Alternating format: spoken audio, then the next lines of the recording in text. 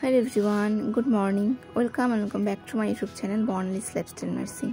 তো দিনটা ছিল শনিবারের বিকেলবেলা, আর শুধু শনিবার নয়, মাসের শেষ শনিবার। মানে বুঝতেই পারছো, রিপোর্ট জমা দেওয়ার একটা মাথায় চাপ থাকে। তো সেই রিপোর্ট জমা দিয়েই আমি হেঁটে হেঁটে আইসক্রিম খেতে খেতে এসেছিলাম, আর তার ওপর এরকম মেঘলা ওয়েদার।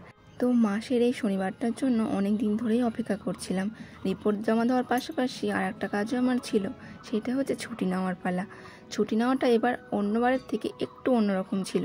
চাকরি পাওয়ার পর যতবার ছুটি নিয়েছি প্রত্যেকবারই আমার সেন্টারে সেকেন্ড ইনিং দিদি ছিল, তাই কোনো প্রবলেমই হয়নি। বাট এবারটা কেউ যেহেতু নেই, একা কাজ করছি, তাই অনেক কিছু ঠিকঠাক করে তারপরে আমাকে ছুটি নিতে হয়েছে।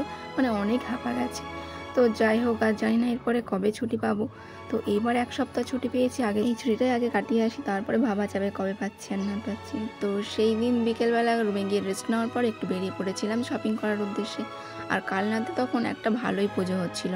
এরপরে আমরা সেটা দেখার পর চলে এলাম একটু শপিং মলে কিছু ড্রেস আর কিছু প্লাজো দেখার জন্য। তো আমি ট্রাইও করে নিলাম। প্রত্যেকবার কিন্তু বিশালে যাই, আর এবার গিয়েছিলাম কলকাতা বাজারে। আর যাওয়ার পর সেখানে দেখলাম 50% অফ ছিল। এই টপটা আমি নিয়ে নিয়েছিলাম। গেস করো তো কত দাম হতে পারে। তো এরপরে আমরা কিছু শপিং করে বেরিয়ে পড়েছিলাম রুমে যাওয়ার উদ্দেশ্যে। ও হ্যাঁ, এবার তো বলাই হয়নি যে আমি একা বাড়ি যাচ্ছি, অর্পিতা কিন্তু বাড়ি যাচ্ছে না। তো পরের দিন ভোরবেলায় আমি বেরিয়ে পড়েছিলাম বাড়ি যাওয়ার উদ্দেশ্যে। তখন প্রায় 3:30 বাজে। কালনা থেকে লোকাল ট্রেনে করে যাচ্ছিলাম নবদ্বীপে, কারণ নবদ্বীপ থেকে বালুরঘাট এক্সপ্রেসে বাড়ি যাব। তো দেখতেই পাচ্ছ মুখ চোখের অবস্থা, সারা রাত ঘুম হয়নি, শুধুমাত্র টেনশনই হয়েছে যে আমি জায়গা পাবো তো, বা কী করে যাবো, কী হবে, একা যাচ্ছি। আগের দিন দিল্লি থেকে ফেরার পথে স্টেশনে গিয়ে টোটো ঠিক করে এসেছিলাম, সেই দাদাটাই আজকে ভোরে গিয়ে আমাকে নিয়ে এসছে, নাহলে কিন্তু আমি আসতেই পারতাম না। তো চলো, এরপরে আমি লোকাল ট্রেনে করে পৌঁছে গেলাম নবদ্বীপে। আর নবদ্বীপে পৌঁছালাম যখন, তখন বাজে 4:15। আর আমাদের এই ট্রেনটা ছাড়ার কথা ছিল 5:30টায়, মানে অনেকটাই টাইম ছিল। আর আমার যেহেতু টিকিট কাটা ছিল D1-এ, আর তখন এসে দেখি যে রিজার্ভেশন কামরায় কেউ নেই, পুরো ফাঁকা। সেই জন্য আমি আর ট্রেনে না উঠে একটু বাইরে অপেক্ষা করছিলাম যে কেউ একজন উঠুক, তারপরে উঠবো। একা একা ভয়ও লাগছিল, অনেক বোর ছিল।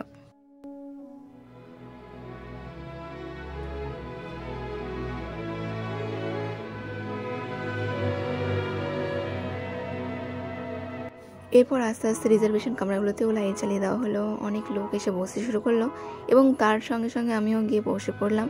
বাট আমার সিটে নয়, আমার সিট ছিল এইটা, আর যেটা বৃষ্টির কারণে ভিজে গিয়েছিল। আমি রুমালটা বের করে মুছে ব্যাগটা ওখানে রেখে দিয়েছি। এরপরে পাশে যে সিটগুলো ফাঁকা ছিল সেখানে আমি বসে পড়েছিলাম। দেখতেই পাচ্ছ পুরো স্টেশন থেকে শুরু করে ট্রেনটাও ফাঁকা। এবং এরপরে আমি নিজের সিটে গিয়ে বসে পড়লাম, এবং ট্রেনটা এখনও ছাড়েনি, দেখতেই পাচ্ছ সকাল হয়ে গেছে। আর এই যে নবদ্বীপ স্টেশনে আমি বসে আছি, আর কিছুক্ষণের মধ্যেই ট্রেনে নবদ্বীপ স্টেশন থেকে ছেড়ে দেবে। আর আমার এখন একটাই কাজ, আমি একটু ঘুমোবো, কারণ কালকে রাত থেকে একদমই ঘুম হয়নি, অনেকবার জেগে জেগে উঠেছি। তো এই সকালবেলার ওয়েদারটা খুব ভালোই লাগছিল, অনেক দিন পর এমন সকালবেলা জার্নি করছি। আর প্রত্যেকবার তো রাত্রে ট্রেনেই ফিরি আর ভোরবেলা বাড়ি পৌঁছে যায়, বাট এবার একটু আলাদা হলো। তো চলো টাটা, দেখা হচ্ছে অন্য কোনো ভিডিওতে। ভালো লাগলে লাইক, কমেন্ট, শেয়ার আর সাবস্ক্রাইব করতে ভুলো না।